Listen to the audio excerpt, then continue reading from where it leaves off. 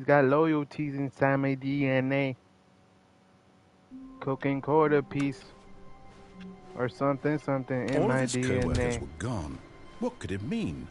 Stanley decided to go to the meeting room. Perhaps he had simply missed a memo. A good bucket, a strong bucket, a humble bucket, a committed bucket, a bucket of culture and distinction. Stanley clutched the bucket tightly to his chest. This was not the correct way to the meeting room, but Stanley had felt the bucket calling to him, telling him that the employee lounge was simply the place to be.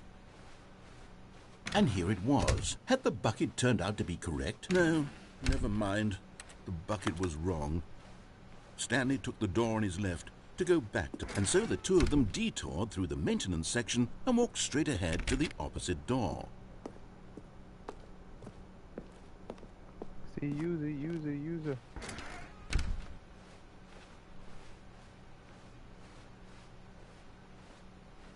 Oh man.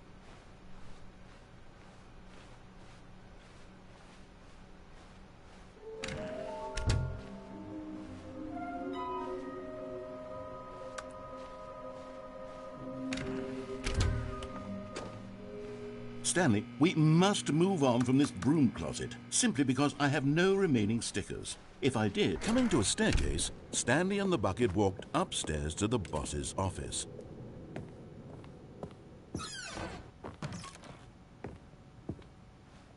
I forgot how many figurines I have. I must have like at least, I don't know, 3. Stepping into his manager's office, Stanley was once again stunned to discover not an indication of any human life. Crushed by the weight of this revelation, but Stanley guessed the correct code by sheer luck. Was it that the bucket knew all along? Was the bucket guiding him?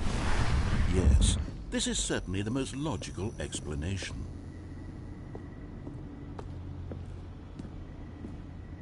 Nothing.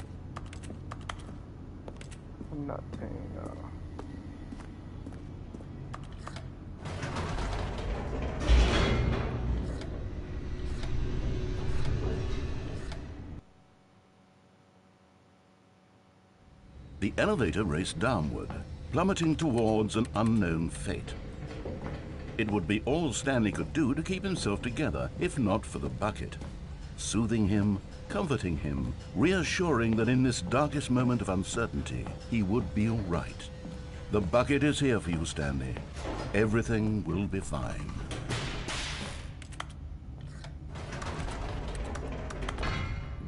Wait, Stanley said to the bucket. Can we go back up? When I was pressing those keypad buttons, there was something very intriguing about the number 3. I want to go back so I can try pressing the number 3 again. The bucket said nothing. I got loyalty, got royalty inside my DNA. Cocaine quarter piece, something. I got power, peace, and poison, something in DNA. Here we are, said Stanley. Now I'm going to try out that number 3 button. He took the bucket over to the keypad and began absolutely slamming on the number 3 over. Wow, he said. The number 3 is such a special button. I'm having the time of my life. Stanley looked expectantly at the bucket, but the bucket remained silent. This was a shock to Stanley, who had always felt such a connection with the bucket. How was this not as exciting to the bucket as it was to him? Once Stanley had had enough of the number 3, he got back in the elevator.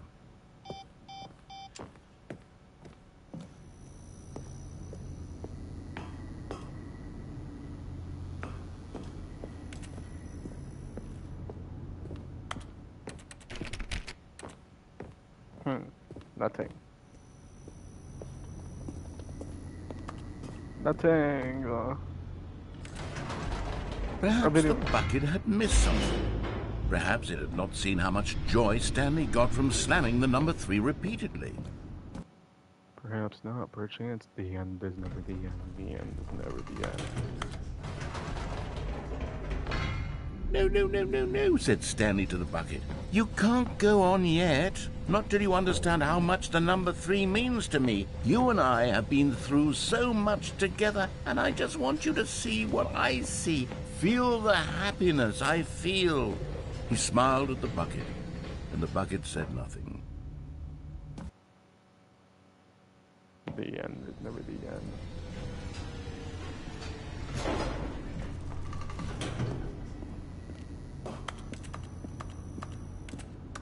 Here we go, said Stanley.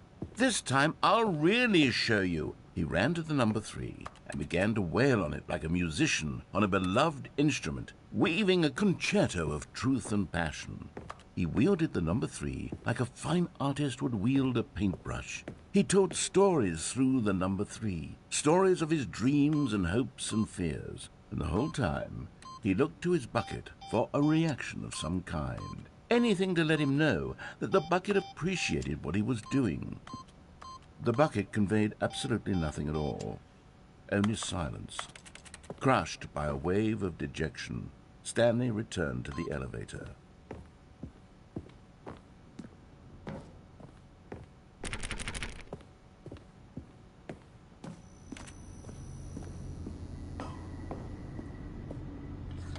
Stanley and the bucket were so close. They'd always been there for one another. Why suddenly could the bucket not connect with this passion of Stanley's?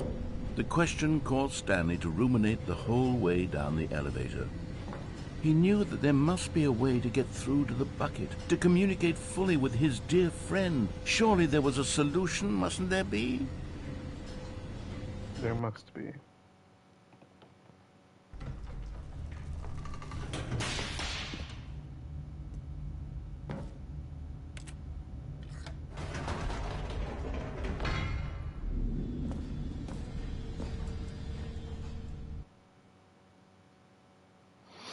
No more? Said Stanley. I know what to do. I know how to fully express this feeling in my heart. He decided right then and there that he would hold a press conference where he would speak to the public on all matters relating to pressing the number 3 over and over. He would elaborate fully on what the number 3 meant to him and why he felt so alive when pressing it. Then the bucket would be able to see his joy through the eyes of others. It would get to see the world react to this discovery of Stanley's. And it would be through the public eye that the bucket would finally understand Stanley's work. For months he advertised and marketed his press conference, building excitement around it, developing and rehearsing it, until it couldn't be refined a single measure further. When the big day arrived, Stanley was as prepared as he'd ever been for anything in his life. Yes, sir. Minecraft door.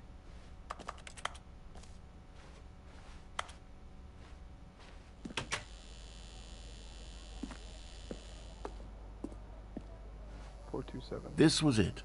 One last chance to win the bucket over. One opportunity to share a true connection with a loved one.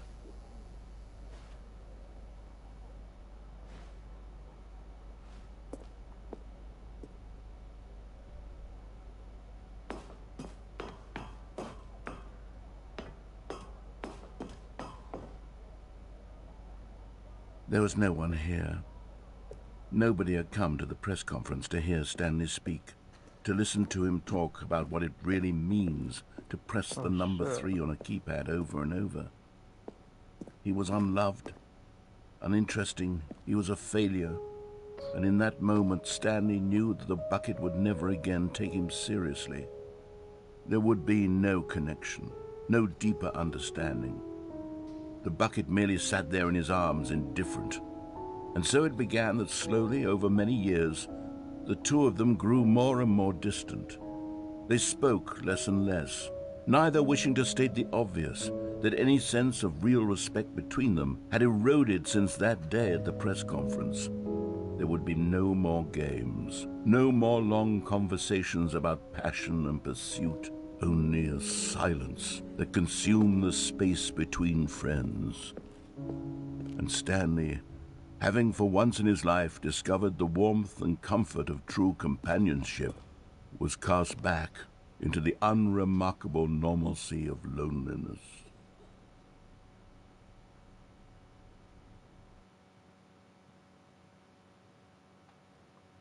Damn.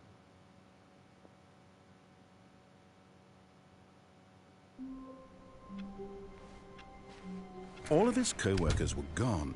What could it mean? Stanley decided to go to the meeting room. Perhaps he had simply missed a memo. Ah, the embrace of an old friend. A weathered companionship that stands the test of time. Stanley clutched the bucket tightly to his chest. This was not the correct way to the meeting room, but Stanley had felt the bucket calling to him, telling him that the employee lounge was simply the place to be. And here it was. Had the bucket turned out to be correct? No, never mind. The bucket was wrong. Stanley took the door on his left to go back to the meeting room. No, said the bucket.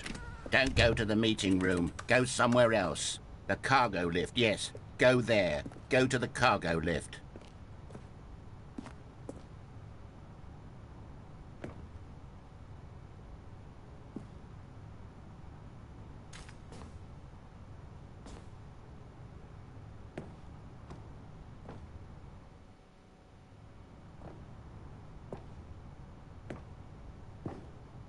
How do we get down there?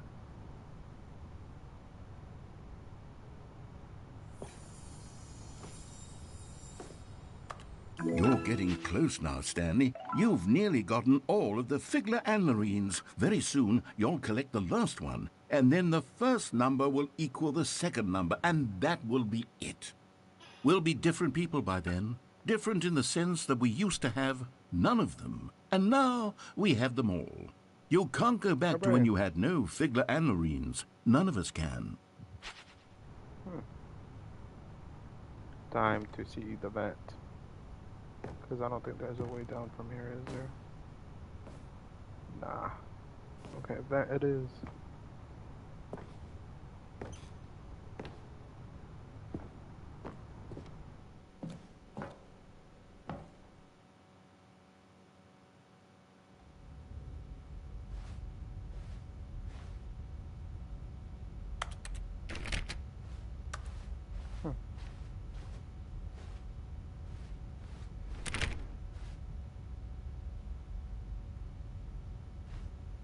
Nice.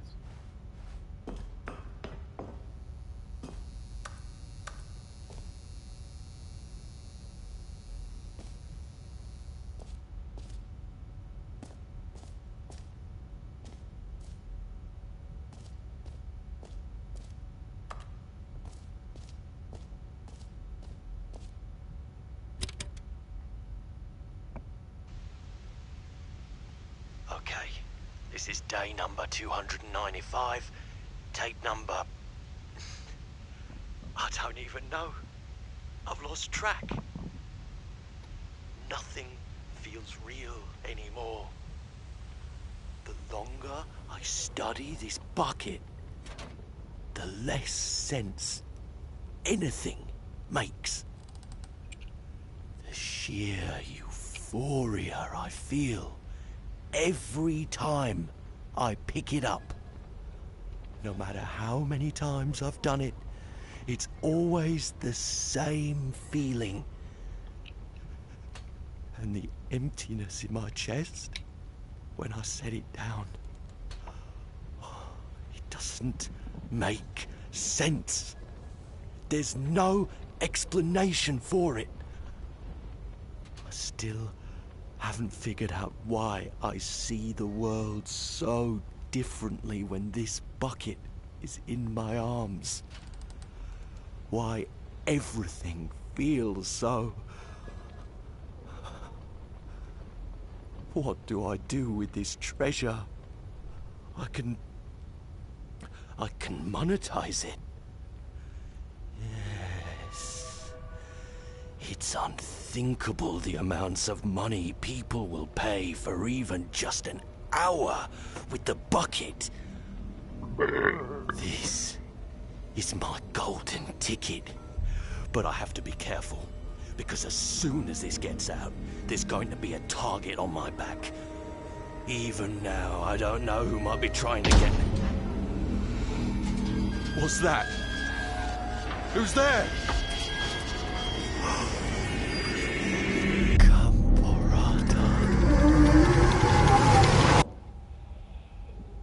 The fuck?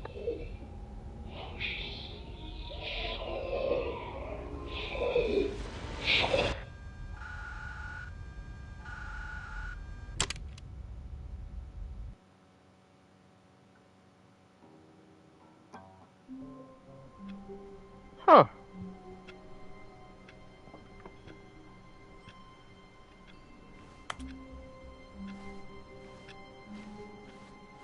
All of his co-workers were gone. What could it mean? Stanley decided to go to the meeting room. Perhaps he had simply missed a memo.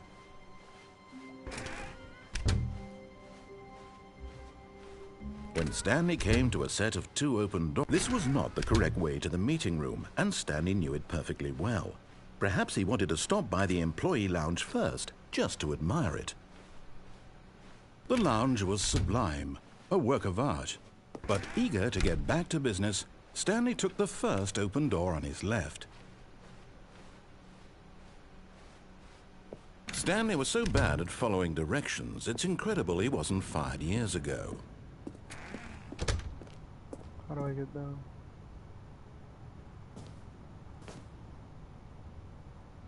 I can't get down.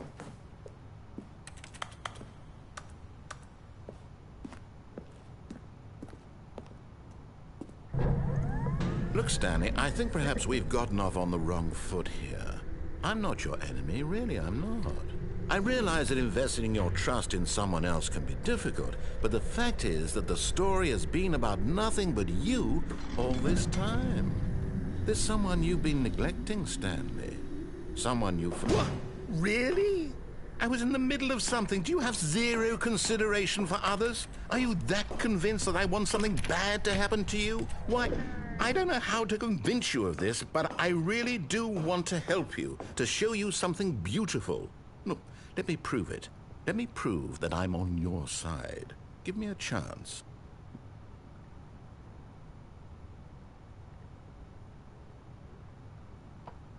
Who the fuck is messaging me? Oh, Doc Martens.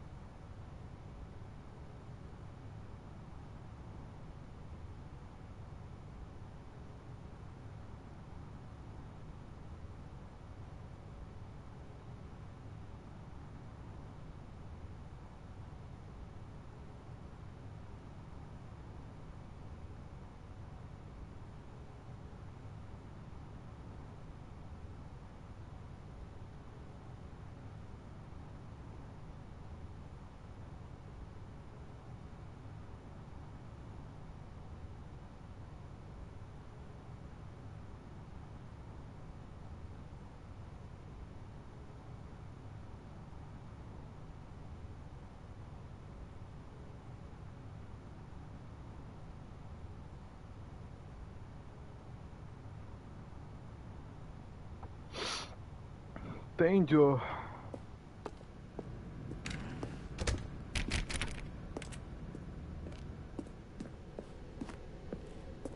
It's familiar. Oh, great. Now listen carefully, this is important. Stanley walked through the red door. And there it is, the last Stiggly Wiggly. Savor this moment, Stanley. This is a real accomplishment. This is doing something just for the sake of doing it. Where so many people expect to be rewarded for the most trivial achievements, you've insisted that a job well done is its own reward. I would tell you that I'm proud of you for collecting them all, but that would be like a reward, and we can't have that. So, instead I'll just say, it's done. We're all done here. And now we can go to whatever the hell you were doing before you hunted for figurines.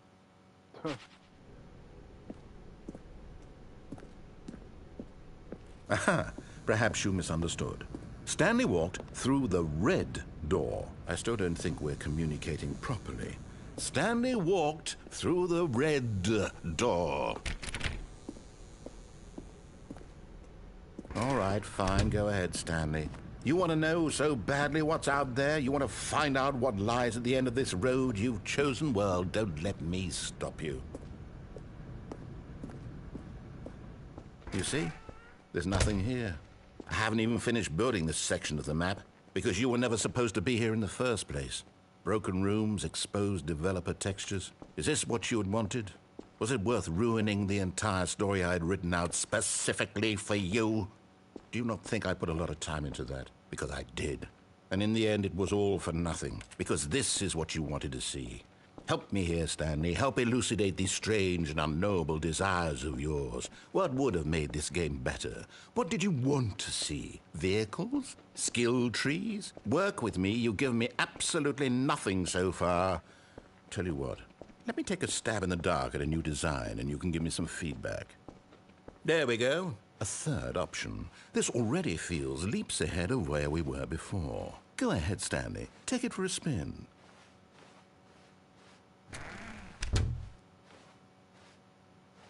Okay, I'm going to stop you there. Now, tell me about your experience with this new version.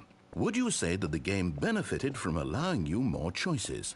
Feel free to be honest. I'm looking for some real critical feedback here. A 1?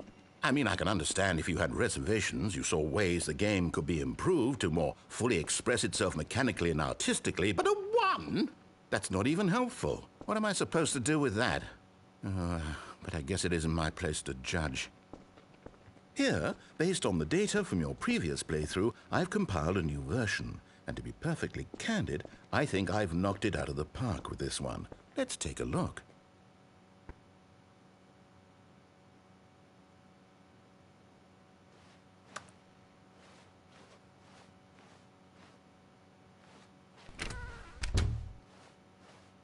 Now, would you say that competitive leaderboard helped you feel motivated to keep walking through doors? Again, honest answers, please. Hey, I nearly forgot. I've got a prototype of a new game I've been working on, and now would be a lovely opportunity to give it some playtesting. You wouldn't mind taking a look at it, would you? Perfect. Let me boot it up. In this game, the baby crawls left towards danger. You click the button to move him back to the right, and if he reaches the fire, you fail. It's a very meaningful game, all about the desperation and tedium of endlessly confronting the demands of family life. I think the art world will really take notice.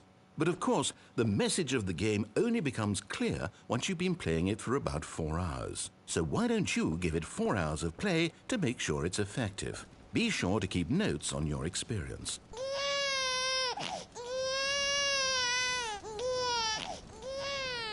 You heartless bastard. Did you do it because you hate babies or purely to spite me? Because if it's the latter, well, I don't know what to do. I'm completely out of ideas. I can't think of a single thing that might improve the experience for me. I'm not even going to try. I'm out, I'm done. It's over. Thank you for playing. Your input was extremely valuable. Oh, hey, since my game was so awful, why don't we play someone else's game? Just to ease the pain. Let's see. What do we have here? Yes, this seems like it'll work. Let's give it a shot. The end is... What? Ah, fascinating. What do you think this game is about, Stanley? What's our backstory? What is our motivation? Well, it seems obvious to me that you are meant to play as a creepy man spying on innocent civilians below you from up high in your creep tower, perhaps for some sort of twisted, erotic purpose.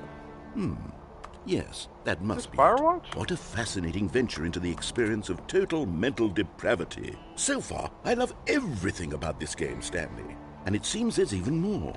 Come, let's venture outward and see what else is out there.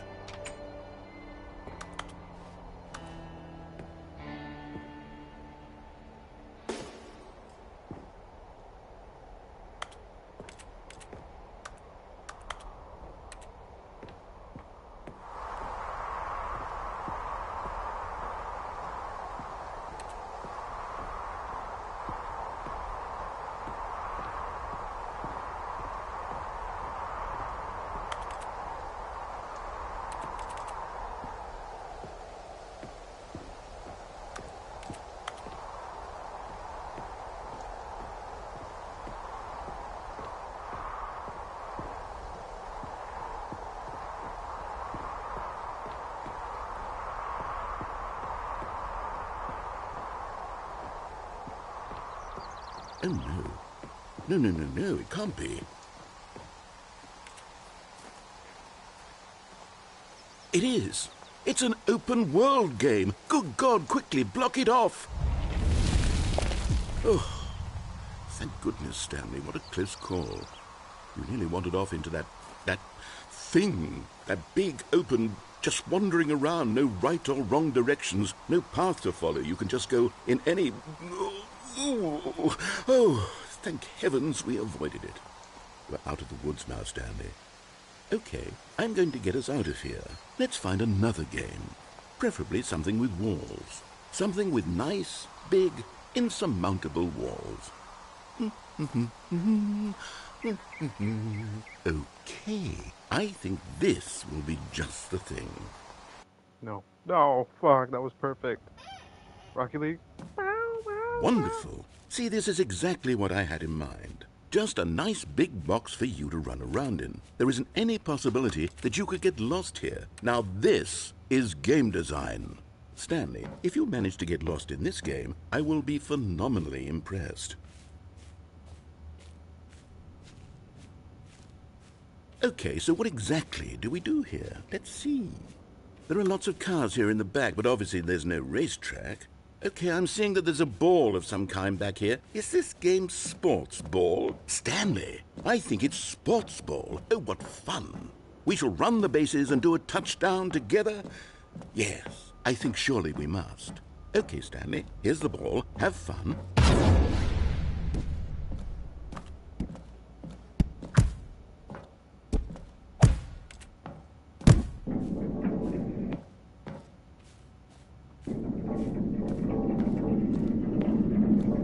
Are you doing it? Are you winning? Is this fun? Is it better than my miserable little story that I worked so hard on? Stanley, I have a thought, and I realize I'm not a sportsologist, but if one ball generates a certain amount of raw adrenal pleasure, then surely multiple balls makes for an even more euphoric sports experience. I'm going to try it out. Here comes another ball. Yes! Oh goodness, that really does feel amazing, doesn't it? Stanley, I'm like a child in a confectionery shop. I simply have to have more. I'm insatiable. More balls!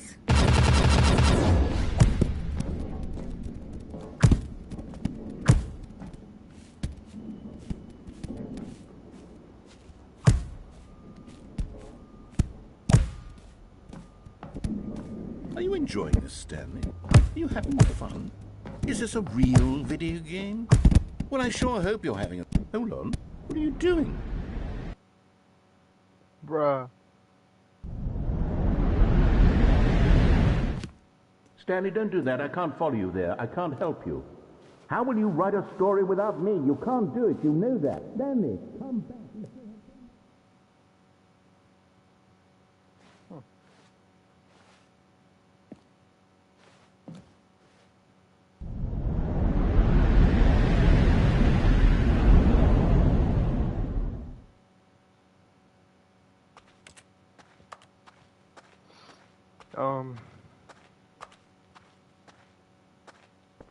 I don't like this.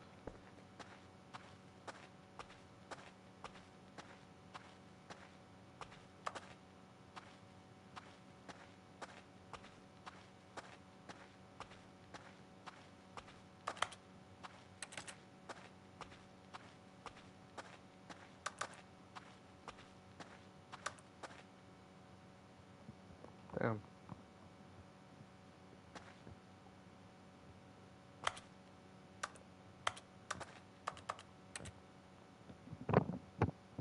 This is this is my room.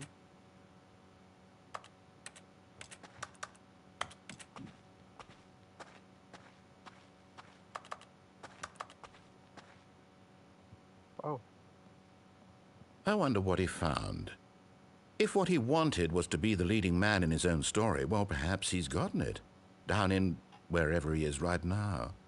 I wonder if he's happy with his choice, and if he's learned the heavy cost that comes with it. He'll understand soon what I was trying to tell him. He needs me. Someone who will wrap everything up at the end, to make sense out of the chaos and the fear and the confusion. That's who I am. That is what I mean to this world. Oh, yes. Yes, I'll be back. There's no other way. Once this ends, after it all comes to a close, then I'll be back. The end will be here soon. Very soon. I can wait.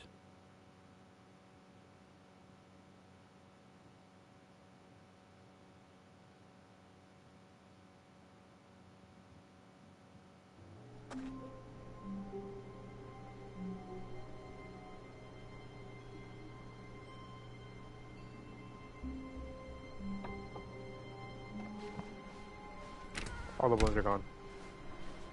This isn't my universe.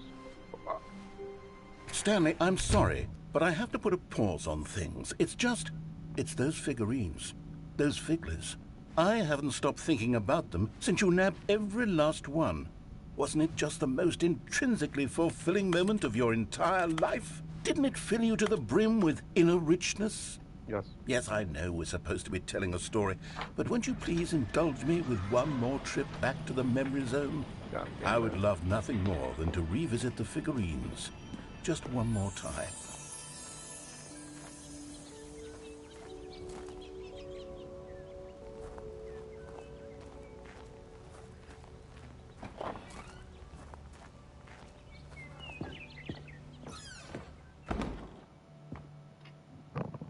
Stanley Parable, okay.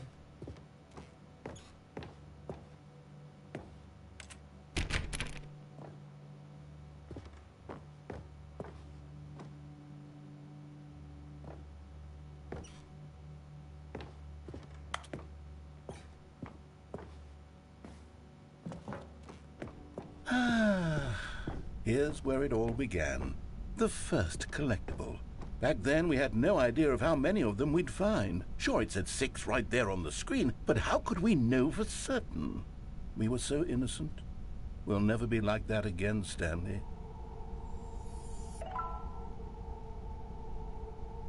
Oh.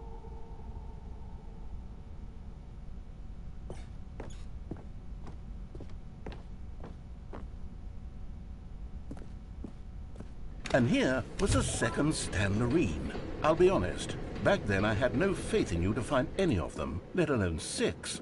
But you continue to surprise me in all sorts of mundane, unremarkable ways. Okay, let's do a little quiz. Which of these rooms was the room you found your third mini Stan? Can you remember?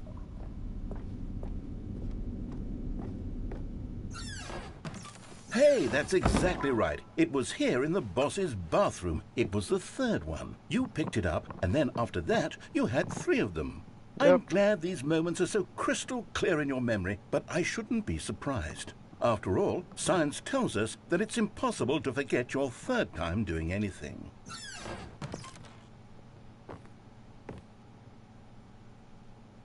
Let's see, what came next? Oh yes, we found a Figley in this pink room.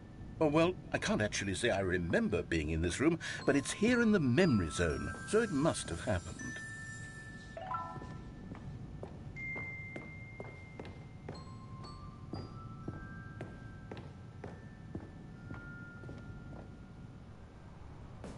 This was the 5th mini Stan, and this one was really something special. It was in the warehouse. I remember it so clearly.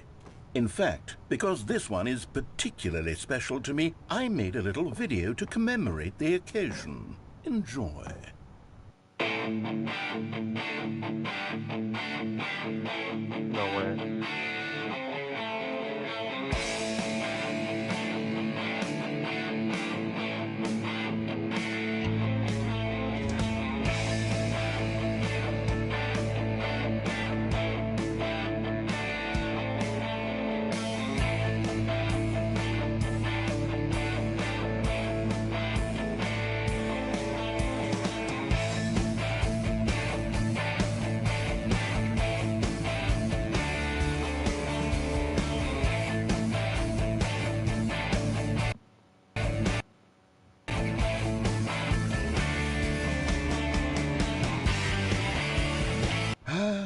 Takes you back, doesn't it? I spent a lot of time making that video, but it was 8 minutes I wouldn't have spent on anything else.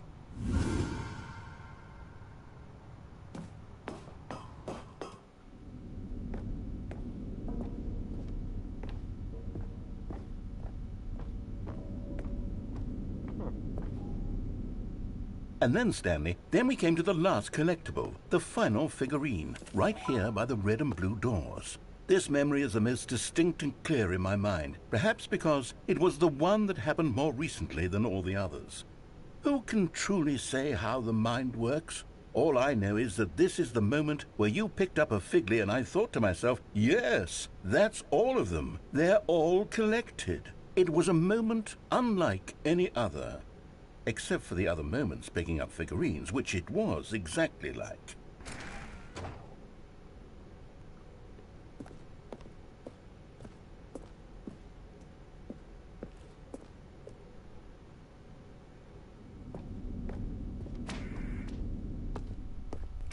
And then there was no more, because we've caught up to the present moment. Nothing left to do but move onward into the future. Goodbye, Memory Zone. Oh, shoot, okay. No, I'm not done. I'm not ready to move on. Stop the loading screen. Isn't there some way we can stay here, keep enjoying these figurines? Let's just go backwards. We'll do the Memory Zone again from the opposite direction. See how that feels.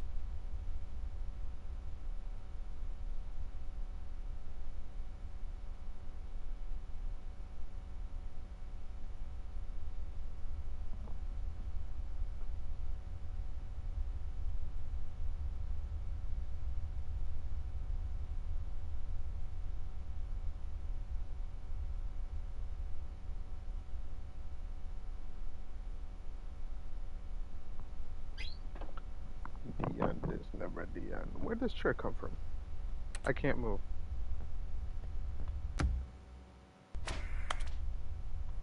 I can't move.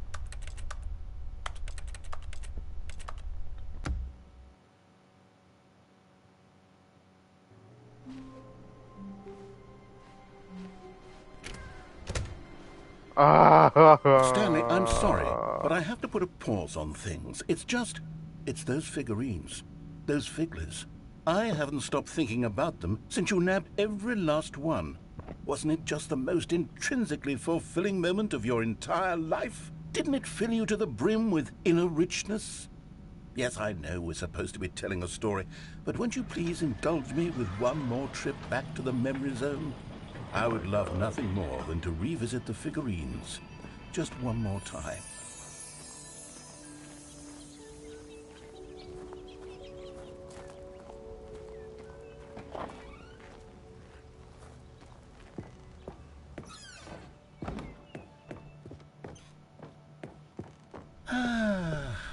Here's where it all began. The first collectible. Back then, we had no idea of how many of them we'd find. Sure, it said 6 right there on the screen, but how could we know for certain? We were so innocent. We'll never be like that again, Stanley. Oh, what?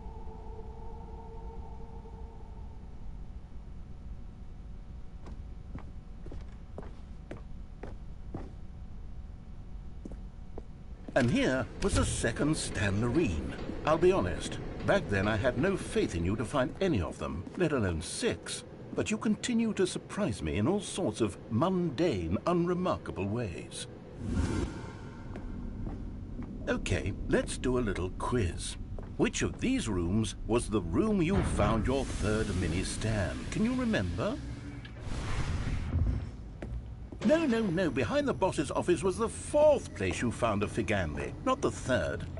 Well, I guess perhaps I shouldn't be surprised. Memories like these are so precious and so cherished that they all just sort of blend together, don't they? You know what? If the boss's office feels like the 3rd place you found a collectible, then who am I to go making judgments?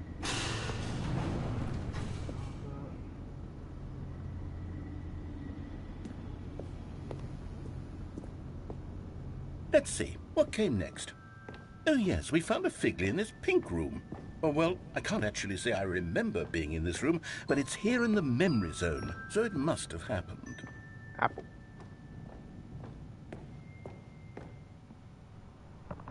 This was the 5th mini Stan, and this one was really something special. It was in the warehouse. I remember it so clearly. In fact, because this one is particularly special to me, I made a little video to commemorate the occasion. Enjoy. Oh my god.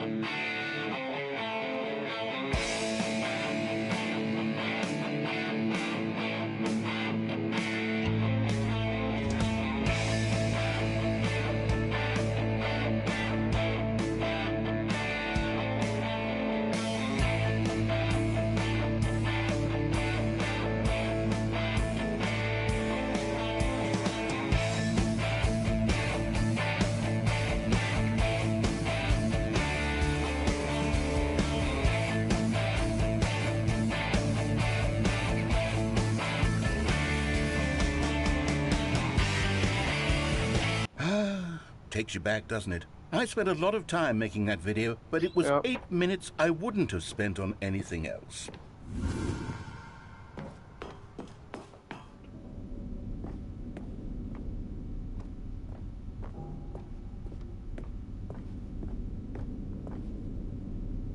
And then, Stanley, then we came to the last collectible, the final figurine, right here by the red and blue doors. This memory is the most distinct and clear in my mind, perhaps because it was the one that happened more recently than all the others.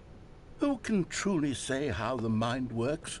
All I know is that this is the moment where you picked up a Figley and I thought to myself, yes, that's all of them. They're all collected. It was a moment unlike any other.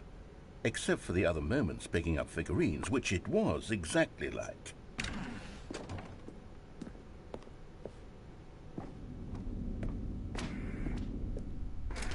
And then there was no more, because we've caught up to the present moment. Nothing left to do but move onward into the future. Goodbye, Memory Zone.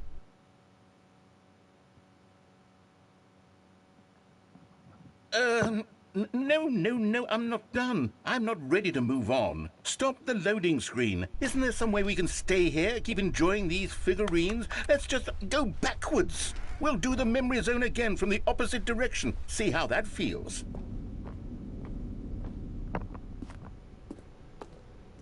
Okay, yes, the room with the red and blue doors. I remember this. I must say, of all the figurines we looked at in our initial tour of the memory zone, this one is the most distinct and clear in my mind. Let's keep going, I want more. And here's where I made that video. Don't you remember the video we watched?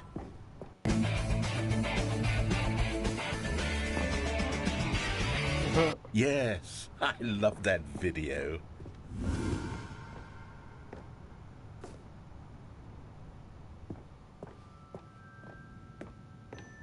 Still don't remember the pink room, Stanley. Still no memory of this one. Good room, though. A solid room.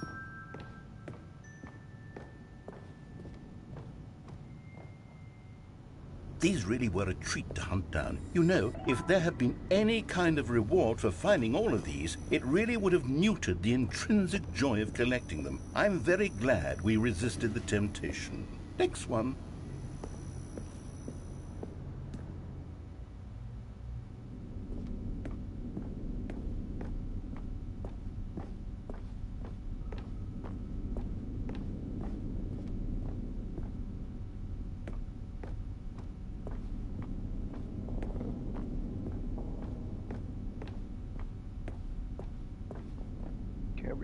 This was our second Figley. Don't you remember? Yes, I remember it too. The past is truly a wonderful thing. Why does anyone ever choose to leave it? Keep going. This is it. The very first one we found in the exhibit where I introduced you to the figurines. Oh, I want more memories, Stanley. I want to keep going. What else is there? What came before this?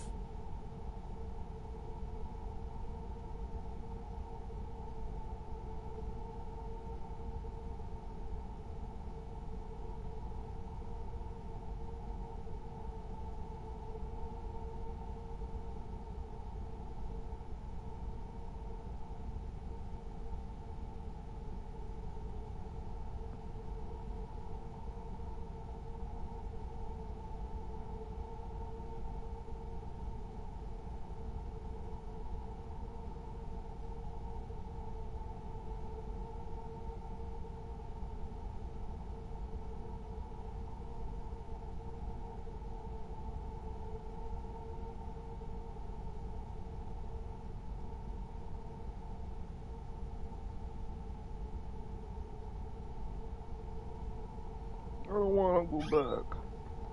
What if I go back?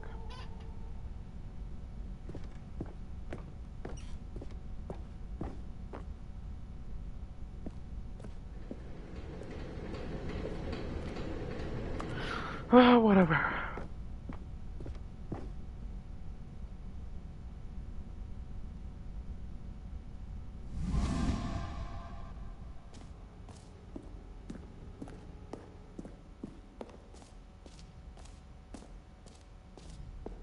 Jump circle?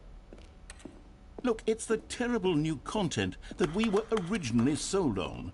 I remember hating it back then, but time does put a rosy filter on everything. In fact, I dare say I'm actually quite fond. Oh, yes, the two doors. Who could have forgotten that? A classic memory, this one.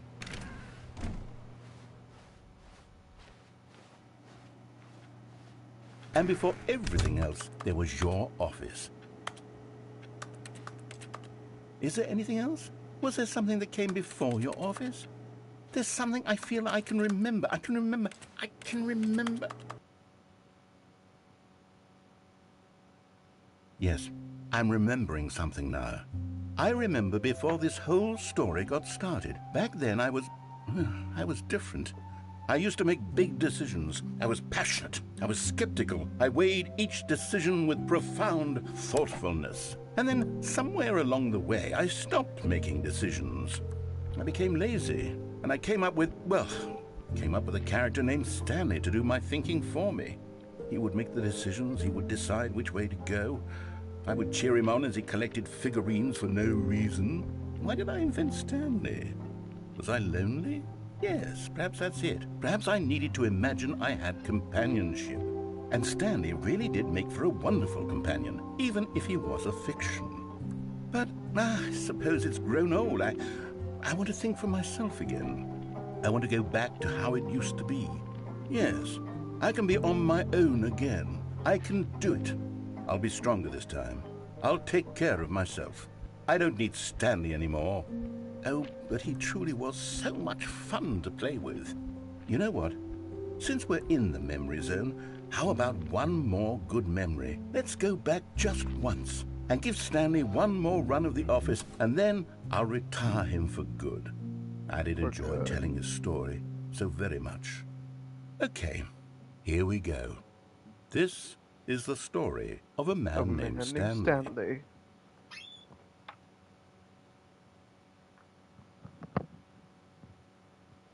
With or without bucket? With bucket. All of his co-workers were gone. What could it mean?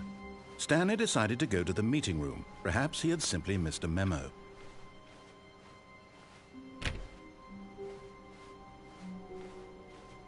When Stanley came to a set of 2 open doors, he entered the door on his left.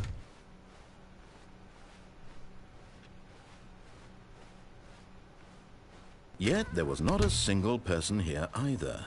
Feeling a wave of disbelief, Stanley stepped into the broom closet, but there was nothing here, so he turned around and got back on. Coming to a staircase, Stanley walked upstairs to his boss's office.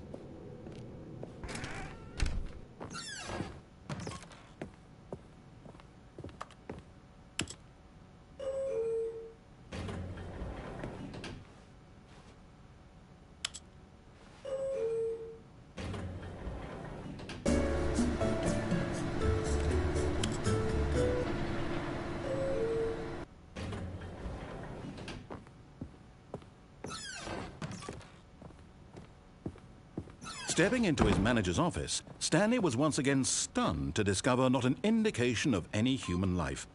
Shocked, unraveled, Stanley wondered. Stanley was in such a rush to get through the story as quickly as possible, he didn't even have a single minute to just let the narrator talk. That kind of anxiety isn't healthy, so he relaxed for a few moments with some calming New Age music.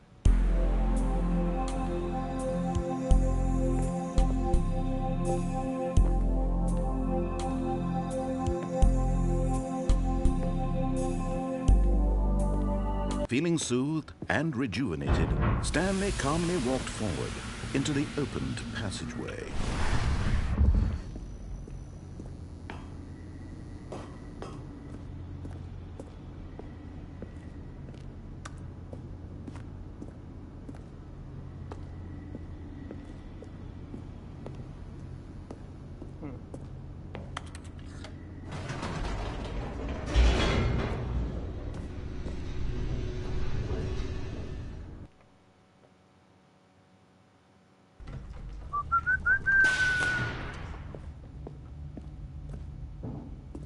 Stanley walked straight ahead through the large door that read Mind Control Facility.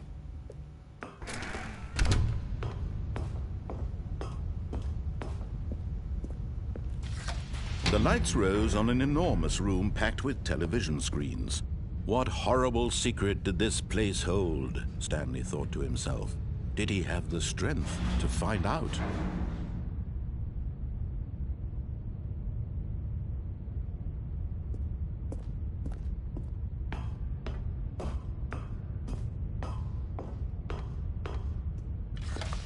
Now the monitors jumped to life, their true nature revealed. Each bore the number of an employee in the building, Stanley's co-workers. The lives of so many individuals reduced to images on a screen, and Stanley, one of them, eternally monitored in this place where freedom meant nothing.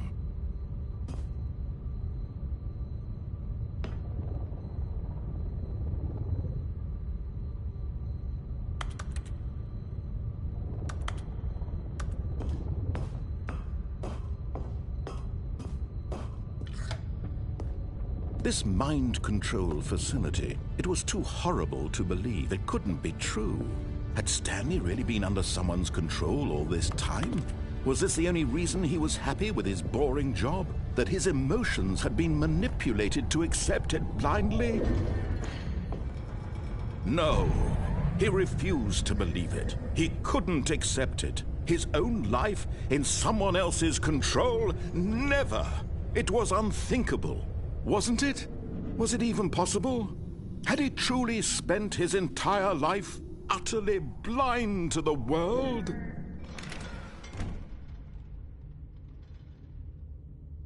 But here was the proof, the heart of the operation. Controls labeled with emotions, happy or sad or content.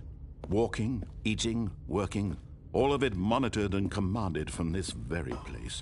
And as the cold reality of his past began to sink in, Stanley decided that this machinery would never again exert its terrible power over another human life.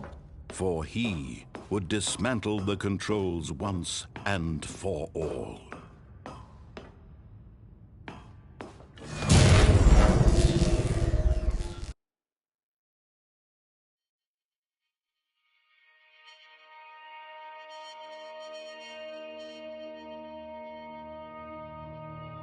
Blackness, and a rising chill of uncertainty. Was it over?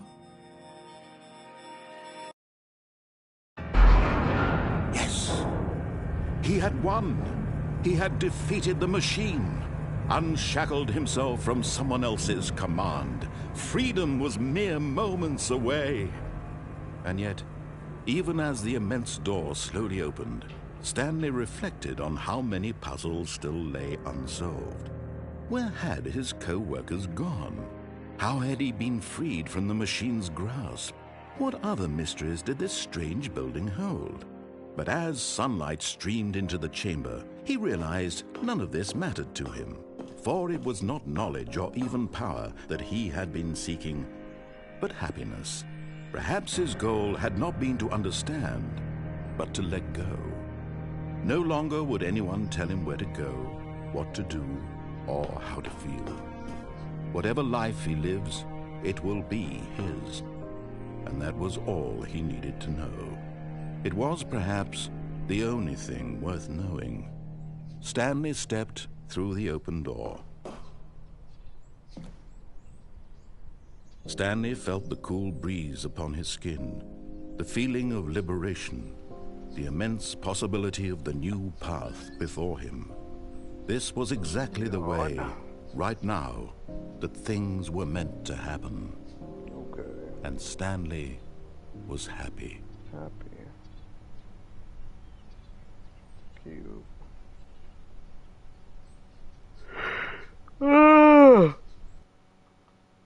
Am I retired or what? What the hell? Someone was following Stanley. He was sure of it. If he checked over his shoulder now, he would surely catch them. It was only a matter of time.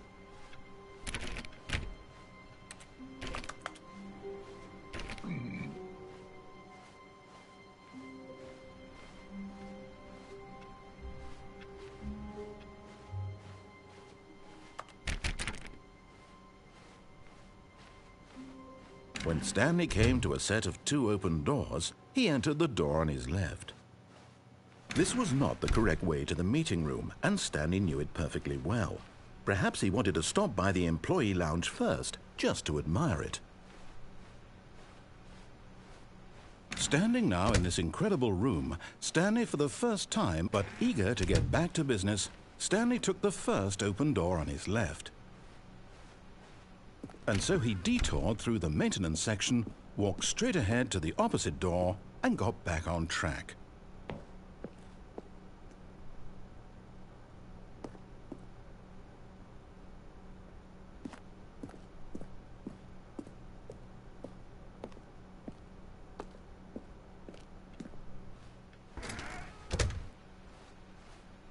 Yet there was not a single person here either.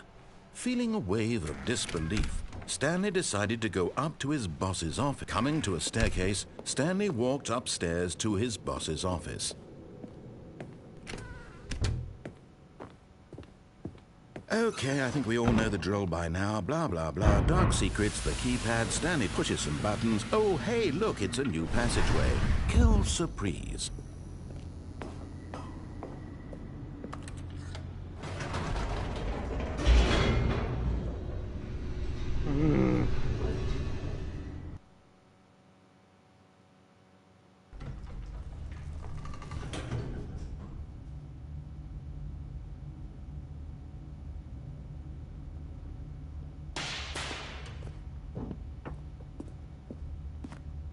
Stanley walked straight ahead through the large door that read Mind Control Facility.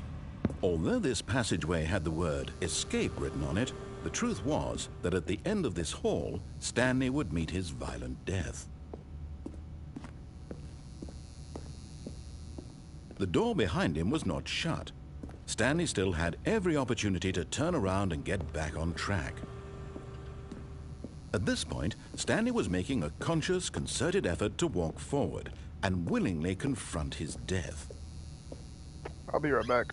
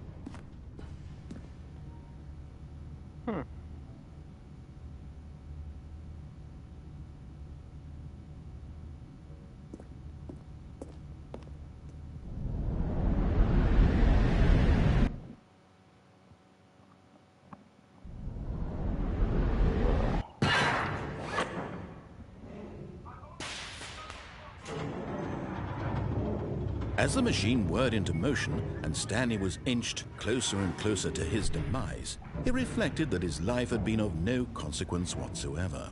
Stanley can't see the bigger picture. He doesn't know the real story, trapped forever in his narrow vision of what this world is. Perhaps his death was of no great loss, like plucking the eyeballs from a blind man. And so he resigned and willingly accepted this violent end to his brief and shallow life. Farewell, Stanley. Farewell, Stanley.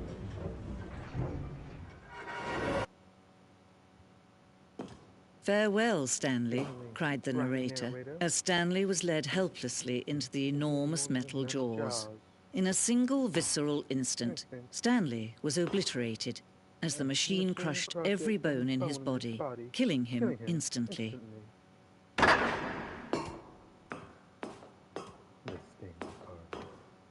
And yet it would be just a few minutes before Stanley would restart the game, back in his office, as alive as ever. What exactly did the narrator think he was going to accomplish? When every path you can walk has been created for you long in advance, death becomes meaningless, making life the same. Do you see now? Do you see that Stanley was already dead from the moment he hit start?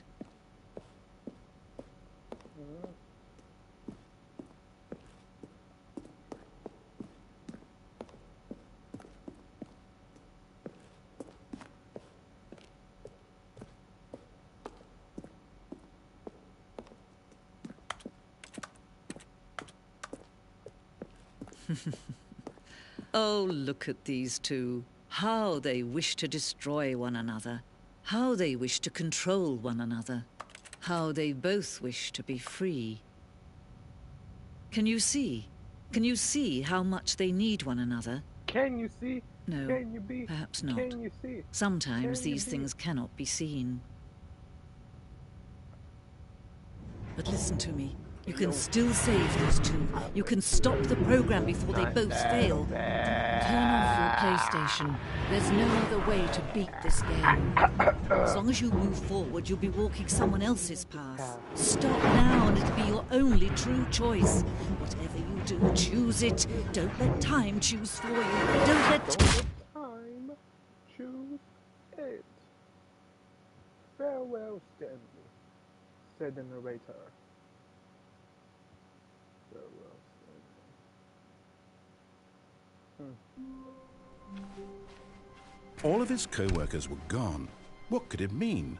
Stanley decided to go to the meeting room. Perhaps he had simply missed a memo. What the hell? Was this always like that?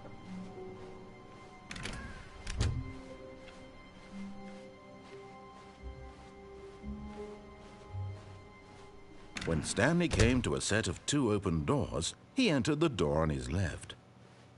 This was not the correct way to the meeting room, and Stanley knew it perfectly well. Perhaps he wanted to stop by the employee lounge first, just to admire it. Stanley felt lightheaded, butterflies in his stomach. Giddy in a way he had never, but eager to get back to business, Stanley took the first open door on his left. Stanley was so bad at following directions, it's incredible he wasn't fired years ago.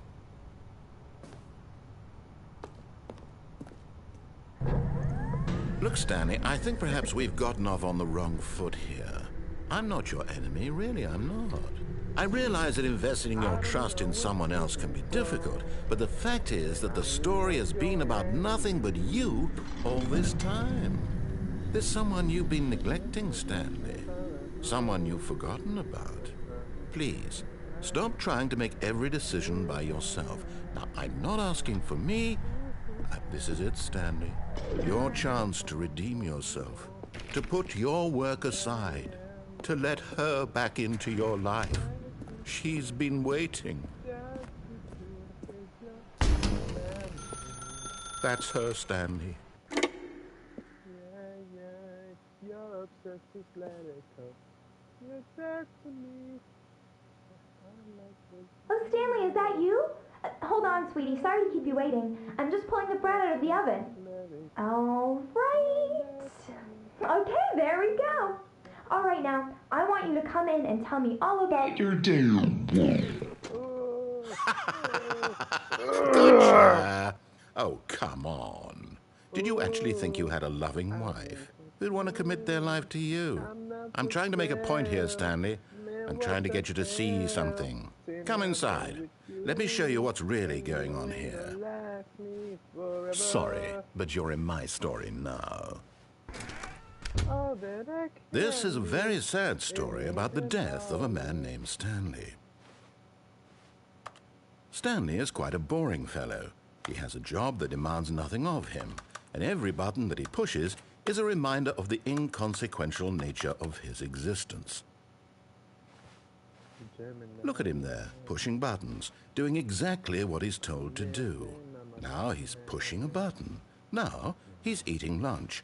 Now he's going home. Now he's coming back to work. One might even feel sorry for him, except that he's chosen this life.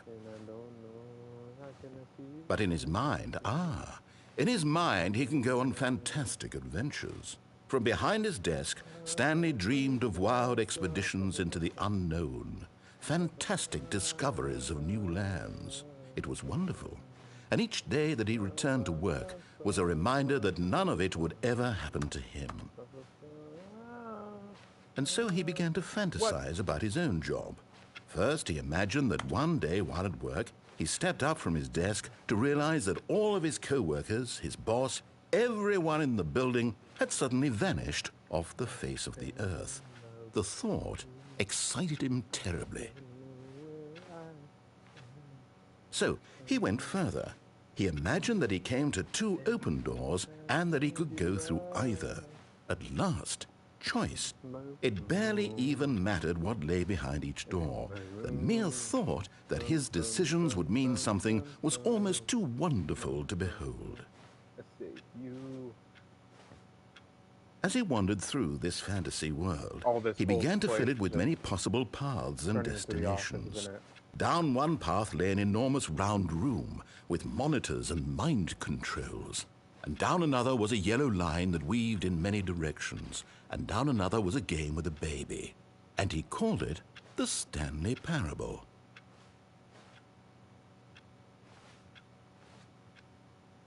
It was such a wonderful fantasy, and so in his head he relived it again, and then again, and again, over and over, wishing beyond hope that it would never end, that he might always feel this free.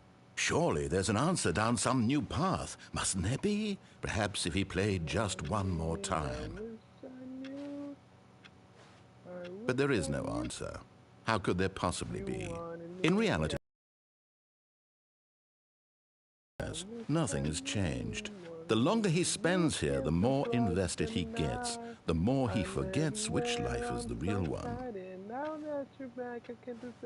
And I'm trying to tell him this, that in this world he can never be anything but an observer, that as long as he remains here, he's slowly killing himself. But he won't listen to me. He won't stop. Here, watch this. Stanley, the next time the screen asks you to push a button, do not do it. You see? Can he just not hear me? How can I tell him in a way that he'll understand that every second he remains here, he's electing to kill himself? How can I get him to see what I see? How can I make him look at himself? You kung fu, Kenny. I suppose I can't. Not in the way I want him to. But I don't make the rules. I simply play to my intended purpose, the same as Stanley. We're not so different, I suppose. I'll try once more to convey all this to him. I'm compelled to. I must. Perhaps, well, maybe this time he'll see. Maybe this time. And I tried again, and Stanley pushed a button. And I tried again, and Stanley pushed a button. And I tried.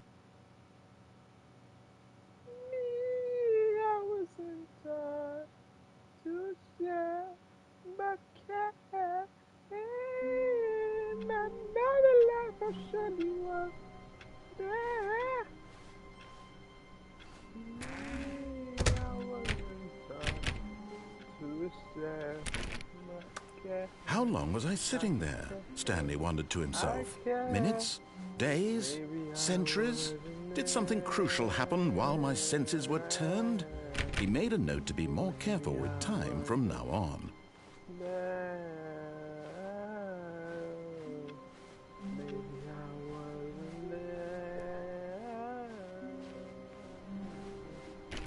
Oh, please. Are you really just doing this for the trophy? Click a door 5 times? Is that all you think a trophy is worth? No. I can't just give these merits away for such little effort. A measly 5 clicks? Now, suppose you were to click the door 20 times. I would say that's the kind of effort that warrants recognition. I have to say, I'm still not feeling the satisfaction of witnessing true effort for a noble cause. Perhaps 50 clicks will do it. Yes, almost certainly 50 clicks.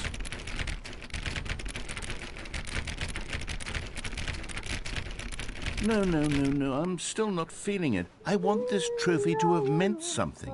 It has to be a true reward for valiant effort. I want to see some hustle, Stanley. I want to see commitment, a willingness to go all the way no matter the cost. Why don't you go put 20 clicks into door number 417?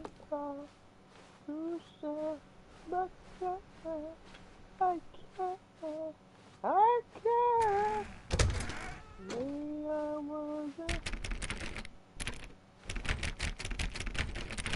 Oh, great. Now, go click a few times on door 437.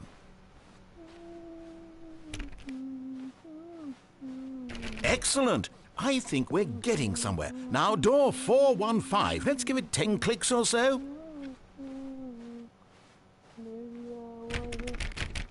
Now, back to door number 437.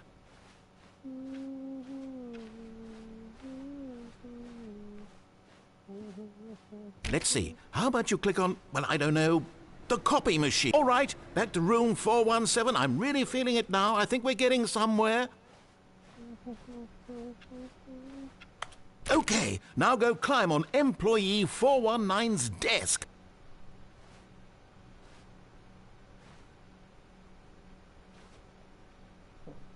Yes! This is great! You're putting it all on the line, Stanley. I like that. All right, let's keep it up. Go give me a few clicks on door 416. We've almost got it! Now the copy machine, do that one again!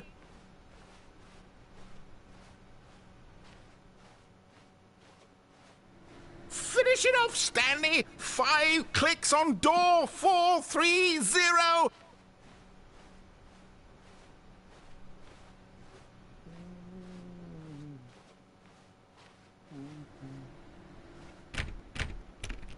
Yes! We did it! Oh, wow. That felt amazing. Oh, you really earned it, Stanley. Nothing could hold you back. Yes, I'm very proud of how far we've come today.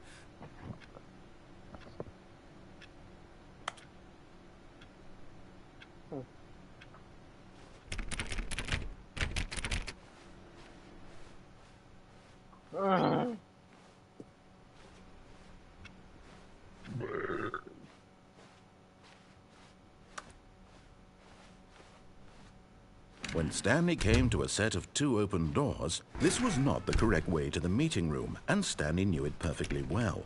Perhaps he wanted to stop by the employee lounge first, just to admire it. The lounge was grand, majestic, perhaps too majestic, like a combination of a much smaller version and a much larger version of this exact room. It all made Stanley up, but eager to get back to business, Stanley took the first open door on his left. Stanley was so bad at following directions, it's incredible he wasn't fired years ago.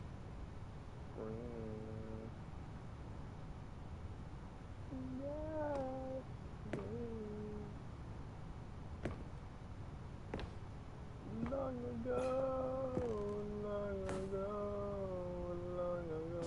I can't stop you, but I've got to go. La la la la la la. Are we still friends? Can we be friends. Stanley had now gotten himself so far off the beaten path that it seemed the office had begun so far off the beaten path that it seemed the office had begun so far off the beaten path that it seemed the office had begun so far off the beaten path that it seemed the office had begun so far off the beaten path that it seemed the office had begun so far off the beaten path that it seemed the office had begun so far off the beaten. You didn't think I was actually just a recording, did you? What a silly and trite explanation that would be. All the back and forth between you and me, all the absurd adventures we've been through, and it all turns out I'm just a tape recording? It was all just in Stanley's head.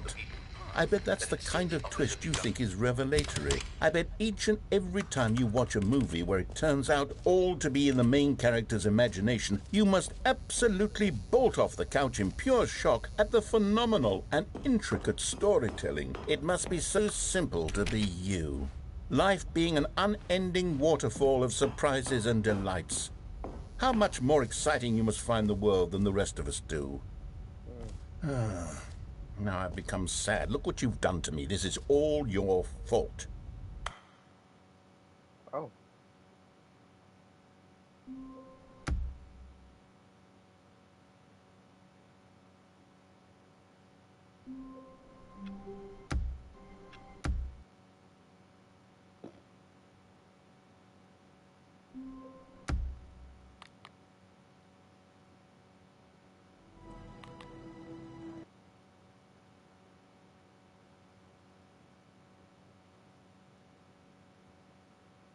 Huh.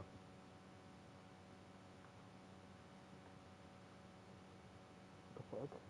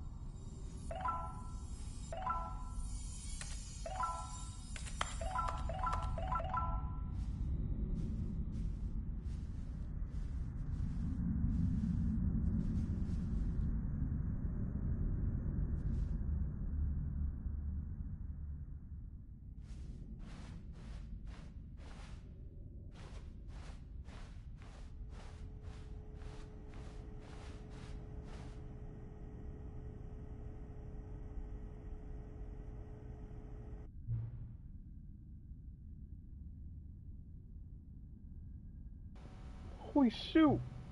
Hey, it's nice to see you too. But it's terrible feeling you'll never be another. Okay?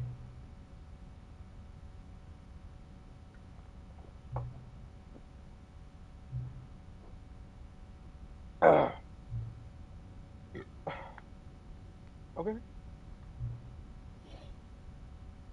Okay.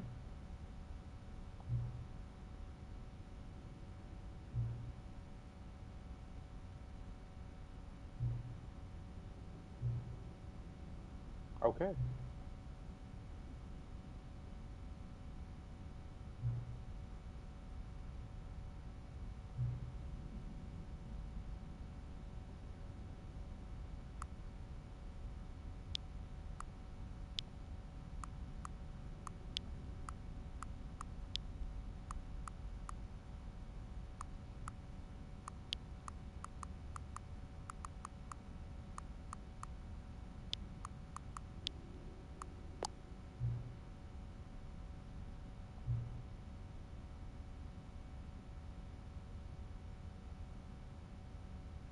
Huh.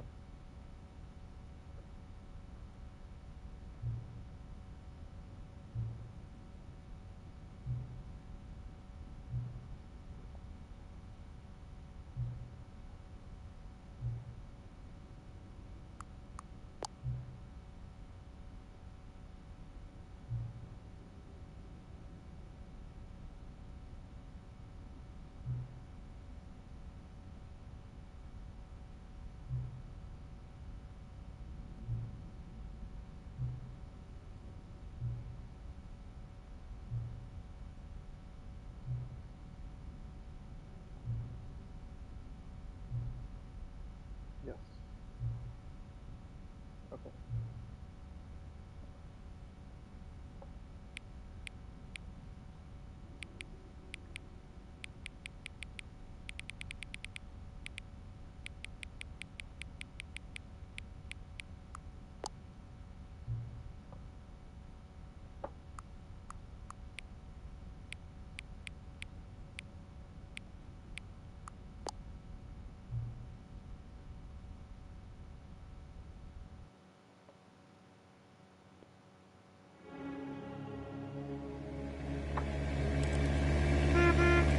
Holy shit, a car.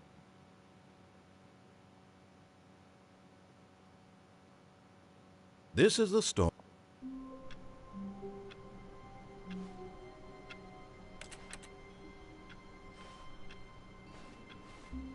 All of his co-workers were gone.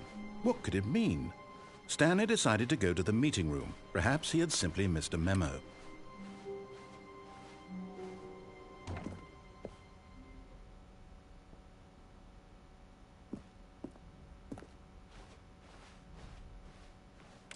When Stanley came to a set of 2 open doors, he entered the door on his left.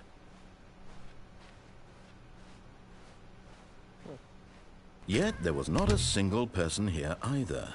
Feeling a wave of disbelief, Stanley decided to go up. He fixed it.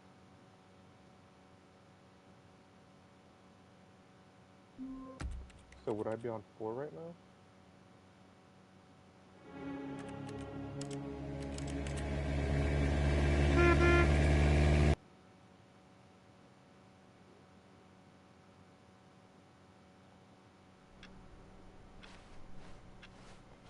All of his co-workers were gone. What could it mean? Stanley decided to go to the meeting room. Perhaps The bucket made Stanley want to be a better man and a better co-worker. In time, perhaps, he would become both of those things.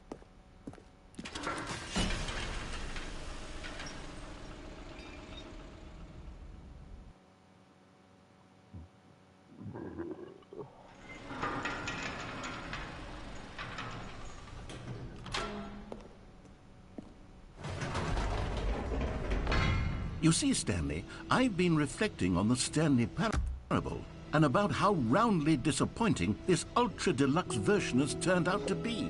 The original Stanley parable was a landmark, and any new content for it should live up to that legacy. So forget this ultra-deluxe nonsense. I say we take it one step even further. Which is why I'm very proud to announce for the first time ever, the Stanley Parable 2. I do not care.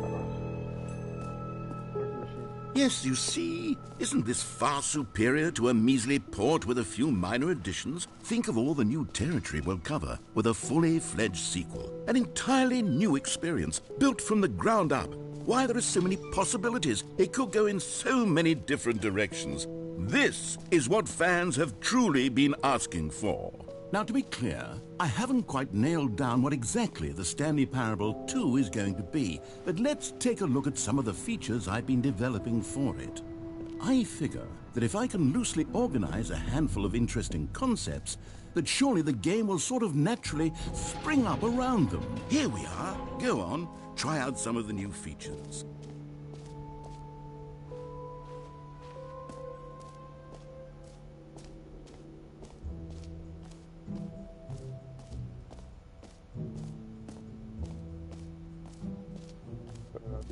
For the Stanley Parable 2, I asked myself, what do players really want? And of course, the first and most obvious answer is that they want to be individually recognized. Sorry, I should have clarified. Right now, the button only says the name Jim. But of course, in the final game, this button will say your name, whatever name that is. Here, let's have you role-play as Jim to really simulate the full experience of this feature. Just play along. I promise you'll love it. Okay, here we go. Let's take a deep breath, clear your mind, forget whoever you are, and simply become a person named Jim. Jim. Whoa, hold on. I wasn't finished setting up the backstory. If you don't properly roleplay as Jim, then you'll never understand the impact of this button. Otherwise, it's just a stupid button that says somebody else's name. Okay, we're doing it again, and this time let me finish first. Now, allow yourself to become Jim. Jim. All right, fine, whatever. It's just a meaningless button that says Jim. Are you happy now? Get out of here. I'm done with this button. Why don't you go humiliate me in front of a different feature that I worked very hard on? Jim. See, if you'd only played along, that would have been your name, the button says. But no. Instead, I can't even think about it. I'm taking the Jim button away.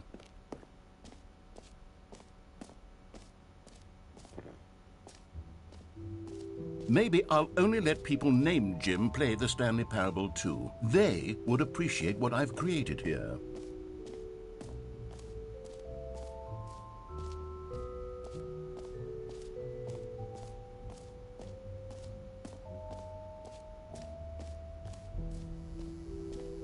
Now, here's something special. You remember that broken test trophy that got left in the game on accident? Well, I'm developing a technology to simply give you the trophy. Yes. You see, you'll come to this lever, and when you pull it, the trophy will be given to you. It's as simple as that. As you can see, the machine is not working yet since... Wait, what in the holy hell is going on? You got the trophy? Why did the machine work? Stanley, I didn't fix it. I didn't do anything to it. I swear, it was broken just a second ago. Who fixed it? Is someone here? Are we being watched? Oh, God. Composure, composure. Yes, as you can see, the machine is working as normal, as I intended. It truly speaks to the awe-inspiring magic of the Stanley Parable 2. Breathe. What else? What other exhibits haven't we seen yet?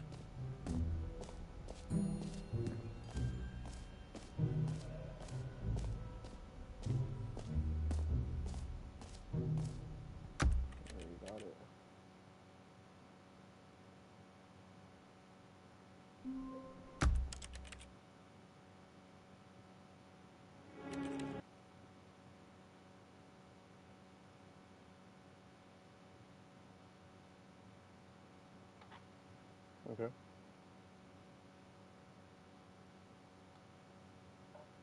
So it's still the same thing.